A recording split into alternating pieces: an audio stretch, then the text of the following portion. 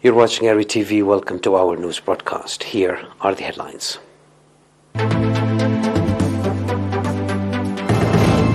Funeral service of His Holiness Abuna Carlos conducted today. Training on social science in Sawa.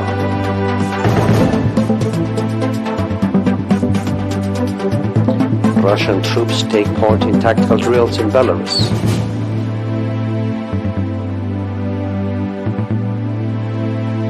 EU targets Russian armed forces and banks in new round of sanctions.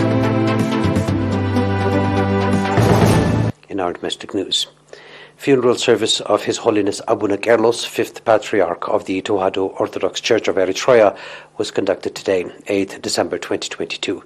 Memorial service in which members of the Holy Synod, archbishops and members of the clergy from all over the country took part was conducted at the Debrecen St. Mary's Church here in Asmara.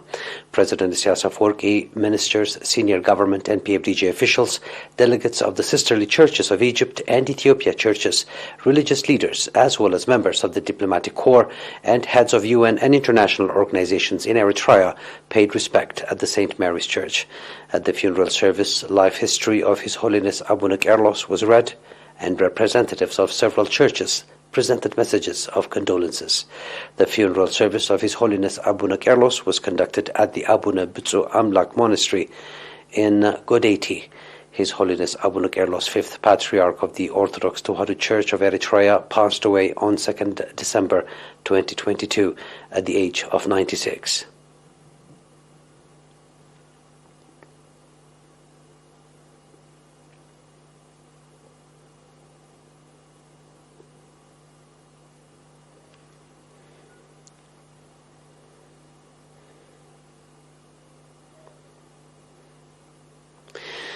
The National Union of Eritrean Youth and Students organized training to 245 students, including 120 girls, of the Eritrea School in Sawa on social science from 28 November to 4 December.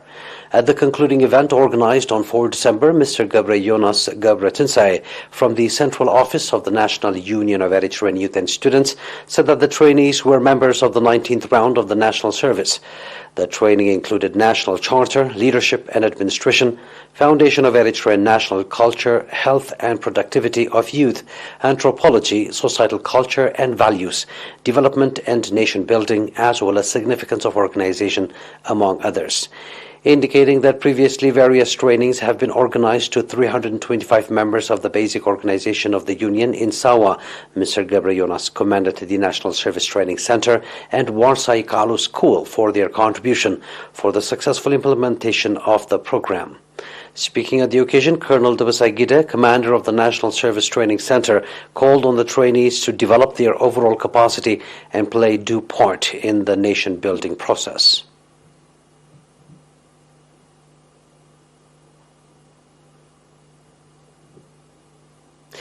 Seminar on ensuring health of mothers and children was conducted at Gorzo Administrative Area, Maimene Subzone.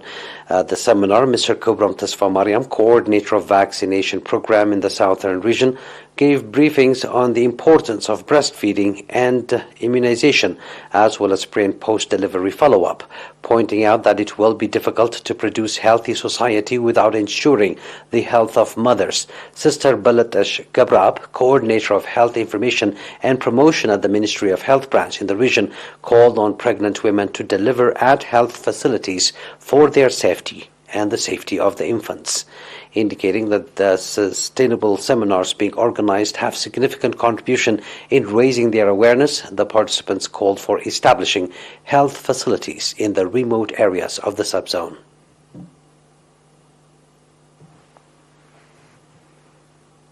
Those are domestic news. Please stay tuned now for the international news right after the short break.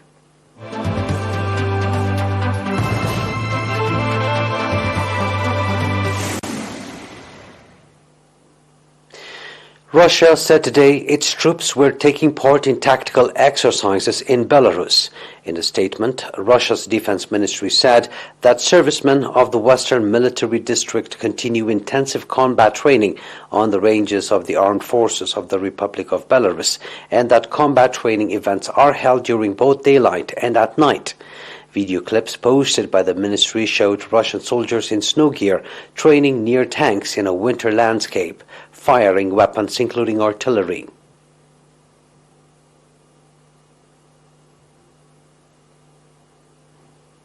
The European Union's executive arm yesterday proposed a ninth package of sanctions on Russia, adding nearly 200 new individuals and entities to the sanctions list. German Chancellor Olaf Scholz said in an interview to mark his first year in office that the risk of Russia using nuclear weapons in Ukraine has decreased. Despite deep divisions, it was important that dialogue with the Kremlin continued, Germany's leader added. NATO, however, rejected the idea to engage with Russia in dialogue.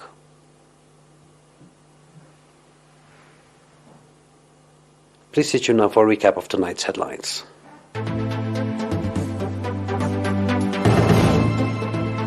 Funeral service of His Holiness Abuna Gerlos conducted today. Training on social science in Sawa.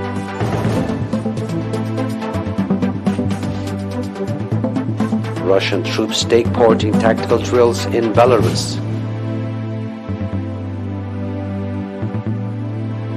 EU targets Russian armed forces and banks to new round of sanctions. And that was our news for tonight, dear viewers. It is good night from us.